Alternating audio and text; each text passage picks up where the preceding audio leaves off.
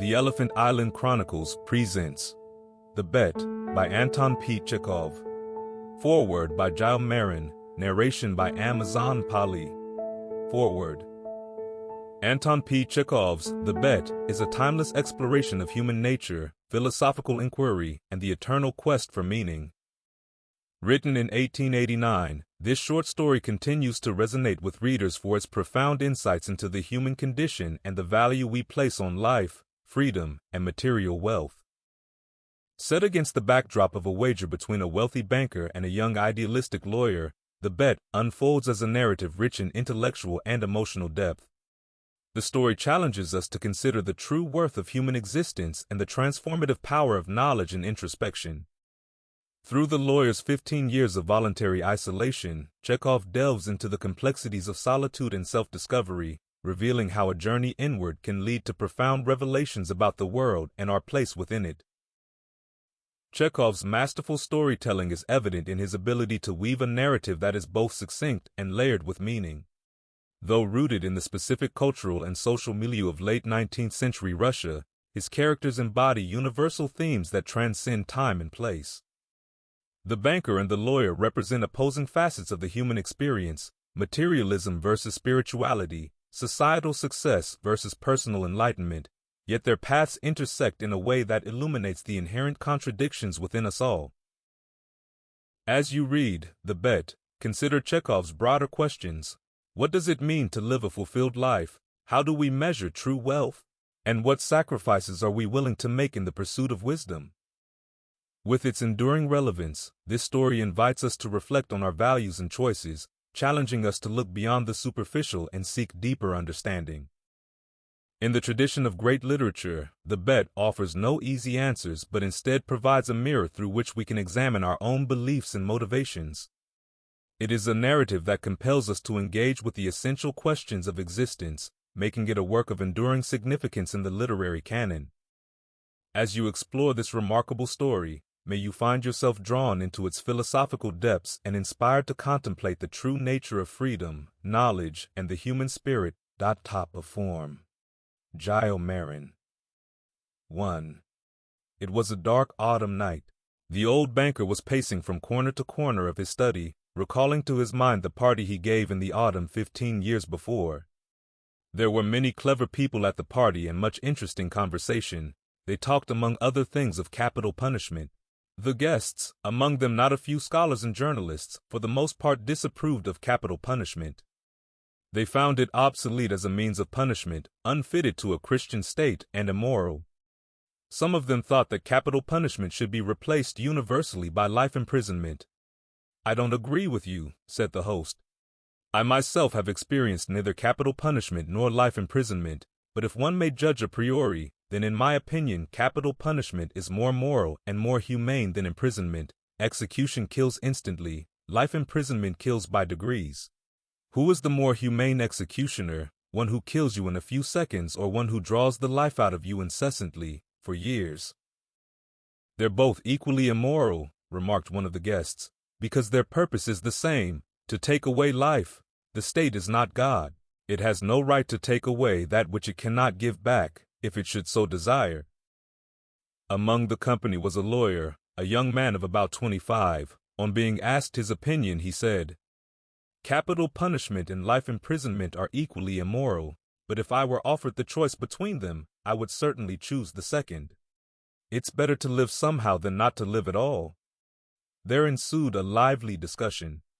The banker, who was then younger and more nervous, suddenly lost his temper, banged his fist on the table, and turning to the young lawyer, cried out, "It's a lie!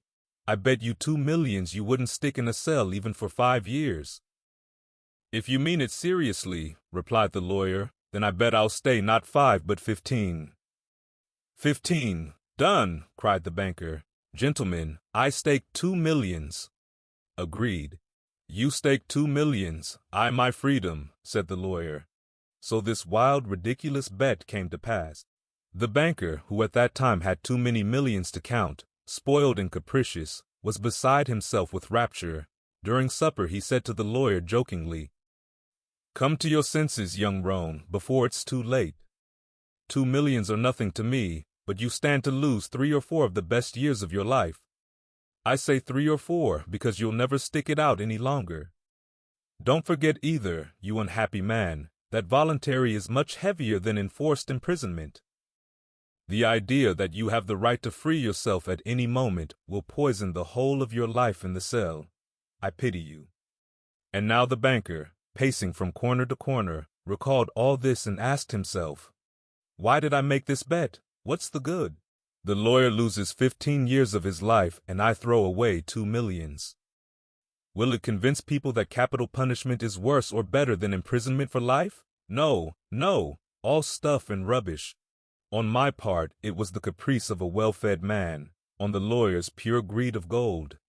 He recollected further what happened after the evening party. It was decided that the lawyer must undergo his imprisonment under the strictest observation in a garden wing of the banker's house. It was agreed that during the period he would be deprived of the right to cross the threshold, to see living people, to hear human voices, and to receive letters and newspapers. He was permitted to have a musical instrument, to read books, to write letters, to drink wine and smoke tobacco. By the agreement he could communicate, but only in silence, with the outside world through a little window specially constructed for this purpose. Everything necessary, books, music, wine, he could receive in any quantity by sending a note through the window. The agreement provided for all the minutest details, which made the confinement strictly solitary, and it obliged the lawyer to remain exactly 15 years from 12 o'clock of November 14, 1870, to 12 o'clock of November 14, 1885. The least attempt on his part to violate the conditions, to escape if only for 2 minutes before the time, freed the banker from the obligation to pay him the 2 millions. During the first year of imprisonment, the lawyer, as far as it was possible to judge from his short notes, suffered terribly from loneliness and boredom. From his wing day and night came the sound of the piano. He rejected wine and tobacco. "Wine," he wrote, "excites desires, and desires are the chief foes of a prisoner. Besides, nothing is more boring than to drink good wine alone, and tobacco spoils the air in his room." During the first year the lawyer was sent books of a light character, novels with a complicated love interest, stories of crime and fantasy, comedies, and so on. In the second year the piano was heard no longer and the lawyer asked only for classics. In the 5th year, music was heard again, and the prisoner asked for wine. Those who watched him said that during the whole of that year he was only eating, drinking, and lying on his bed. He yawned often and talked angrily to himself. Books he did not read. Sometimes at nights he would sit down to write. He would write for a long time and tear it all up in the morning. More than once he was heard to weep. In the second half of the 6th year, the prisoner began zealously to study languages, philosophy, and history. He fell on these subjects so hungrily that the banker hardly had time to get books enough for him. In the space of 4 years about 600 volumes were bought at his request. It was while that passion lasted that the banker received the following letter from the prisoner. "My dear jailer, I am writing these lines in 6 languages. Show them to experts. Let them read them.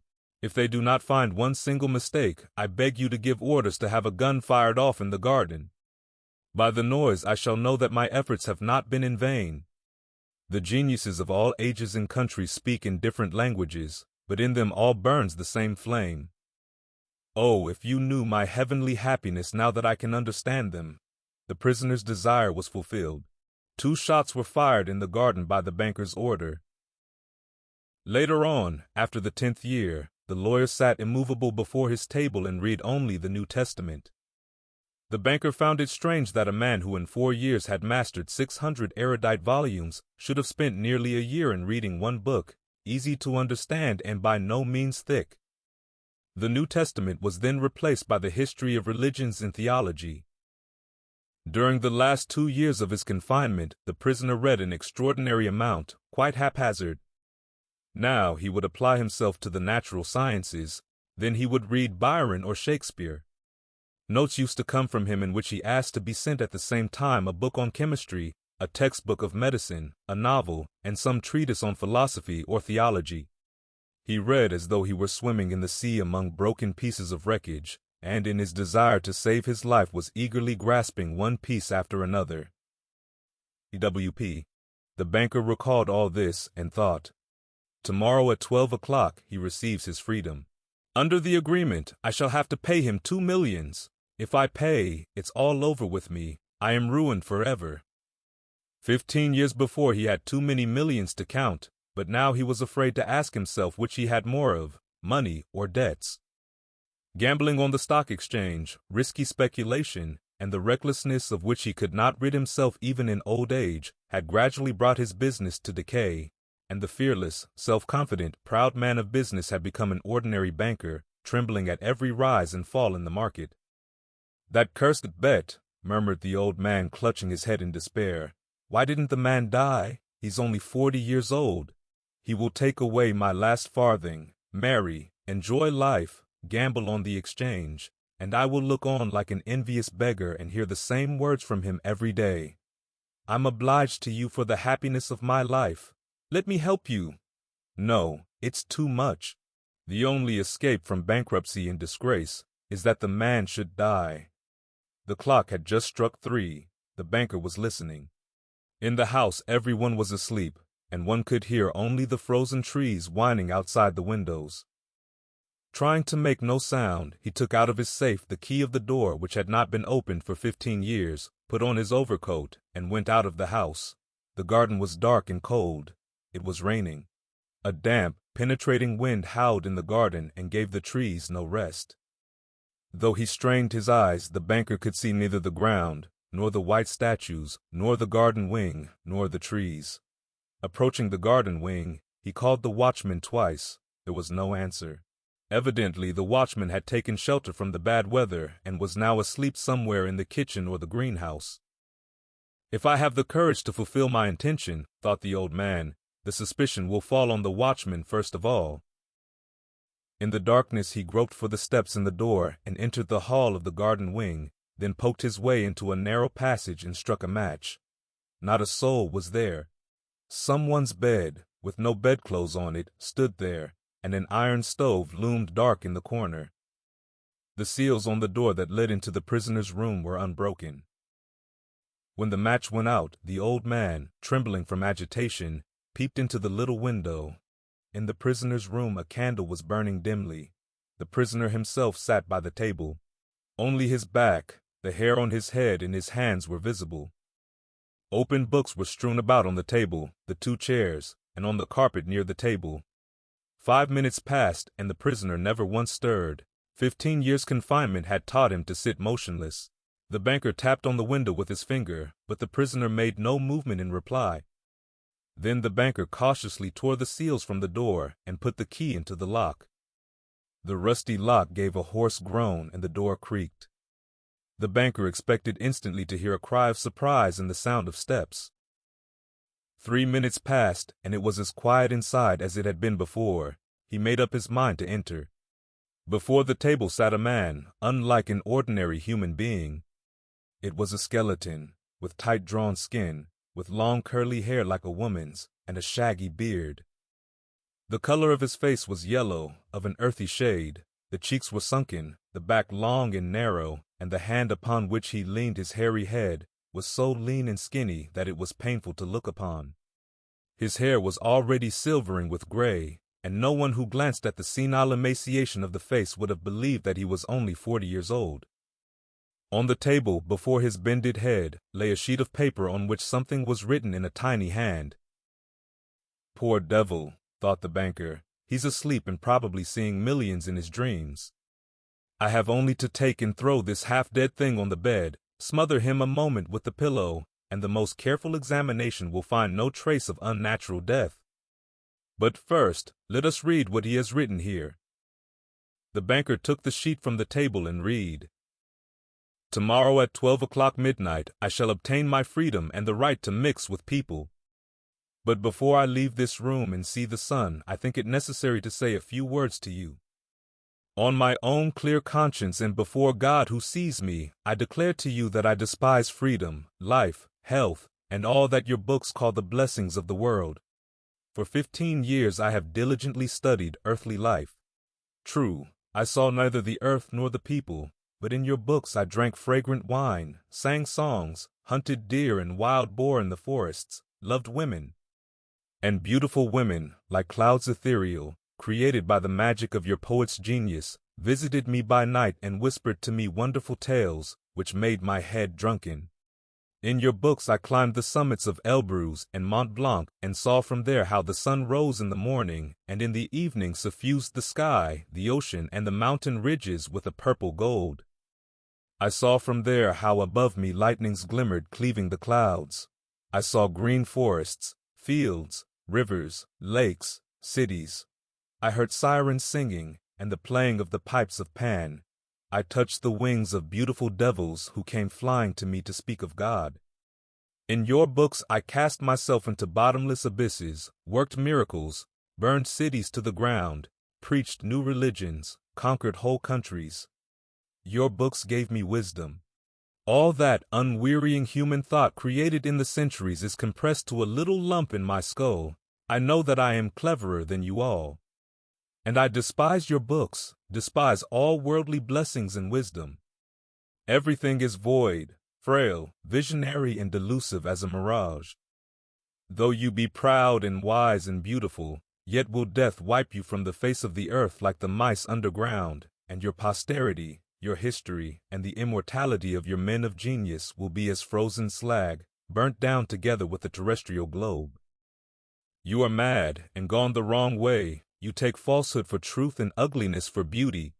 You would marvel if suddenly apple and orange trees should bear frogs and lizards instead of fruit, and if roses should begin to breathe the odor of a sweating horse. So do I marvel at you, who have bartered heaven for earth. I do not want to understand you. That I may show you indeed my contempt for that by which you live, I waive the 2 millions of which I once dreamed as of paradise, and which I now despise. That I may deprive myself of my right to them, I shall come out from here 5 minutes before the stipulated term, and thus shall violate the agreement. When he had read, the banker put the sheet on the table, kissed the head of the strange man, and began to weep. He went out of the wing. Never at any other time, not even after his terrible losses on the exchange, had he felt such contempt for himself as now. Coming home, he lay down on his bed, but agitation and tears kept him a long time from sleeping. The next morning the poor watchmen came running to him and told him that they had seen the man who lived in the wing climb through the window into the garden. He had gone to the gate and disappeared. The banker instantly went with his servants to the wing and established the escape of his prisoner. To avoid unnecessary rumors, he took the paper with the renunciation from the table and, on his return, locked it in his safe. The end. From all of us here at the Elephant Island Chronicles, we hope you have enjoyed this classic short story by Anton P. Chekhov. Until next time, stay curious.